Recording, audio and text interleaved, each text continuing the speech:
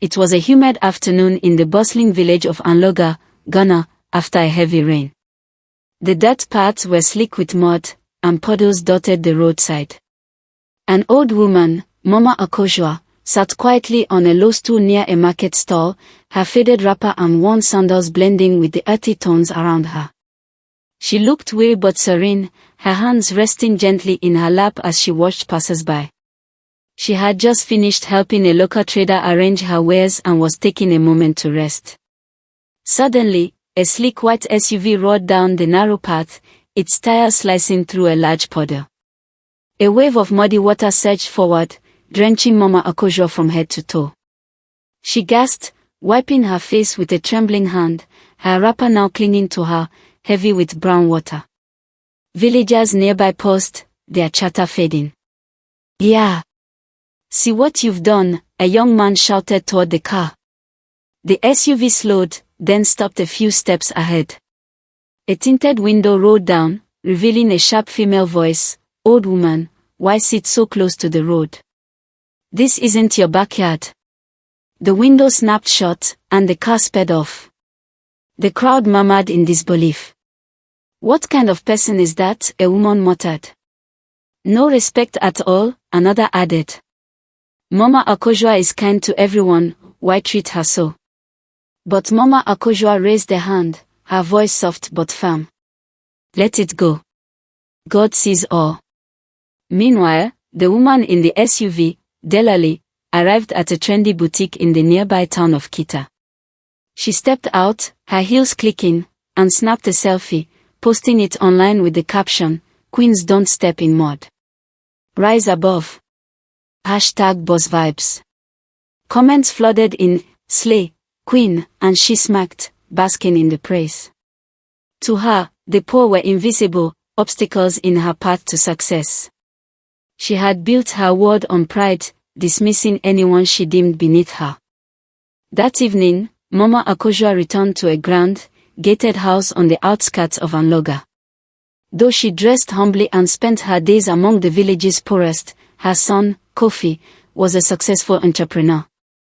Their home was a vision of elegance, polished wooden floors, vibrant Ken tapestries, and modern appliances humming softly. Yet, none of it mattered to Mama Akojua. Her heart was set on one thing, finding a worthy partner for Kofi, who, at 38, stubbornly refused to marry. Kofi looked up from his laptop as she entered, his brow furrowing. "Mama, what happened to your wrapper? Did someone do this to you?" Mama Akojua sighed, settling into a cushioned chair. "Just a careless driver, Kofi. But I met someone today, a woman with no manners." Kofi shook his head. "Mama, why do you keep going out there, sitting by the roadside like a beggar? You don't need to do this." Mama Akojua's eyes twinkled with purpose. "I won't stop until I find a woman with a good heart for you. You're too old to be alone, Kofi.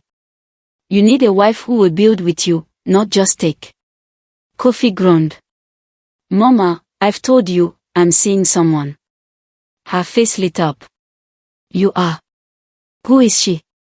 What's her name?" Kofi hesitated. "Her name's Delali. She's beautiful, successful." But he trailed off. "But what?" Mama Akojua pressed. Kofi sighed.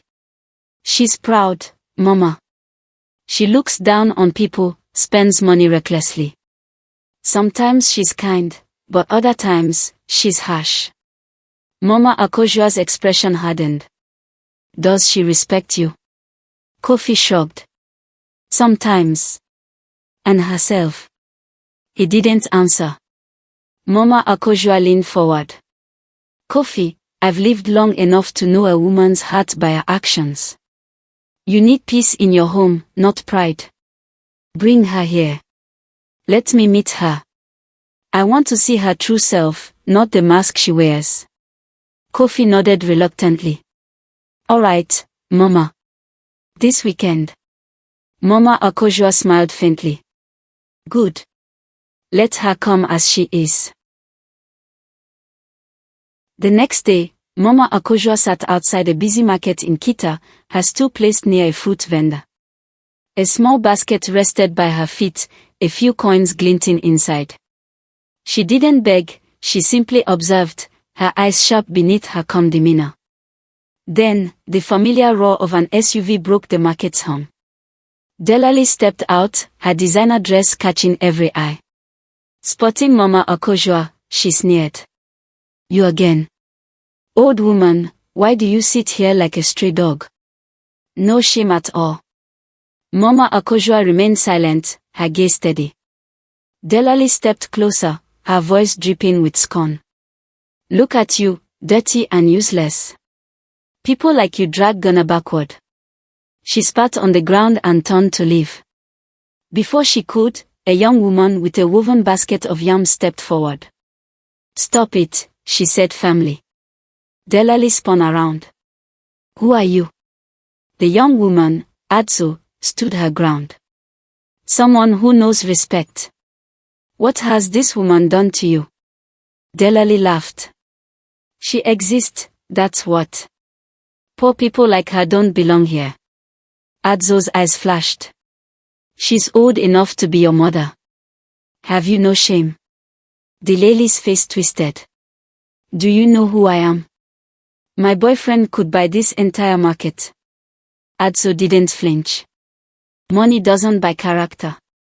You're just loud, nothing more. The crowd murmured in agreement. Delali's hands shook with rage. You'll regret this, she snapped, storming back to her car and speeding off. Adzo turned to Mama Akojua. I'm sorry, Mama. That was wrong. Mama Akojua smiled warmly. Thank you, my daughter. Not many would speak up like that. Adzo sat beside her. I'm Adzo. What's your name? Akojua, she replied. They call me Mama Akojua. Adzo nodded. Mama, where do you live? Mama Akojua hesitated. I sleep in a small room behind the market. The owner lets me stay there. Adzo's face softened. Mama, I studied nursing, but I found no work yet. My family farms in a village nearby. Why don't we start a small garden? We could grow maize or cassava. It could help you eat and maybe sell some. Mama Akojua's eyes widened. You'd do that for me? Adzo smiled. Good people deserve help. They laughed softly, and Mama Akojua felt a spark of hope. Could this be the one, she whispered to herself. The next morning, Kofi prepared for Delali's visit. Mama Akojua sat in the living room, her simple wrapper neat but unassuming. When the gate buzzed, Kofi opened the door. Delali swept in, her perfume filling the air. Nice place, she said, eyeing the decor. Not as chic as mine, but it'll do. Then her gaze landed on Mama Akojua, and her smile vanished. Mama Akojua stood, her voice calm but piercing. We've met before, haven't we? Delali froze. Kofi looked between them, confused. Mama, what's going on? Mama Akojua's eyes never left Delali. This is the woman who splashed mud on me and mocked me in the market. She called me useless, a burden to Ghana. Kofi's jaw tightened.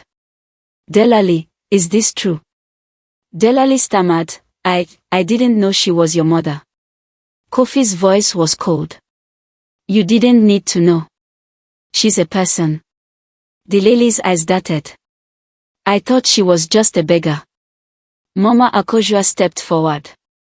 You judge me because I looked poor. True kindness doesn't wait for a name or status. Delali's bravado crumbled. I'm sorry, please. Mama Akojua shook her head. You're sorry because you were caught, not because you care. Kofi turned to her, his voice final. Delali, this is over. I can't be with someone who disrespects my mother. Tears streaming, Delali grabbed her bag and fled. The next day, Mama Akojua sat at her usual market spot when Adzo approached, carrying a small sack of maize seeds. Mama, I found a plot near my uncle's land. We can start planting tomorrow. Mama Akojua smiled but shook her head.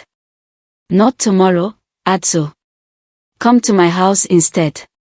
Adzo frowned. Your house. But you said, Mama Akojua handed her a slip of paper with an address. Just come. You'll see.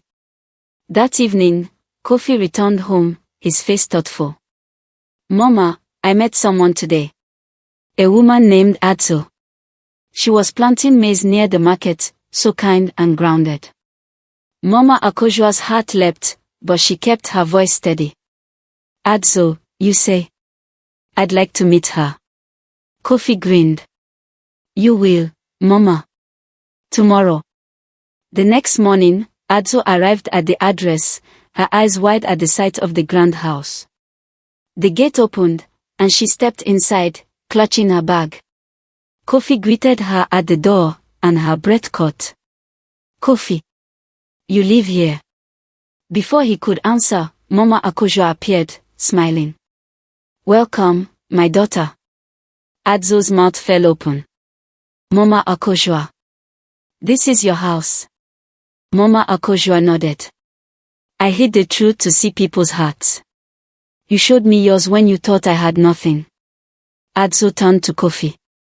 You're her son. Kofi laughed. Yes, and I met you by chance, not knowing you were the woman Mama kept praising. Tears filled Adzo's eyes.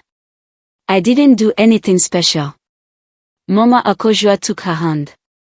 You did everything, Adzo. You saw me when others looked away. Kofi stepped closer. Adzo, I felt something real when we met. I want to know you better. Adzo smiled, her heart full. I'd like that too. Weeks later, Kofi and Adzo grew closer, their bond rooted in mutual respect. Mama Akojua watched with quiet joy, knowing she had found the woman she prayed for. One evening, Kofi took Adzo to meet her parents in their village. Kneeling before them, he said, I want to marry your daughter. And I want you to leave the village. I have a house ready for you in Anloga.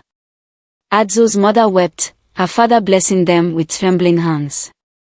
Months later, Kofi and Adzo married in a vibrant ceremony, their love celebrated by the village.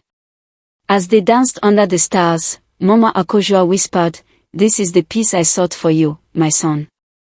Dear viewers, what lessons did you take away from this dramatic tale? We'd love to hear your thoughts in the comments below.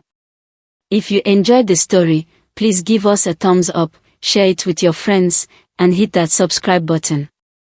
Don't forget to turn on notifications so you never miss our latest updates. Thanks for watching, and stay blessed.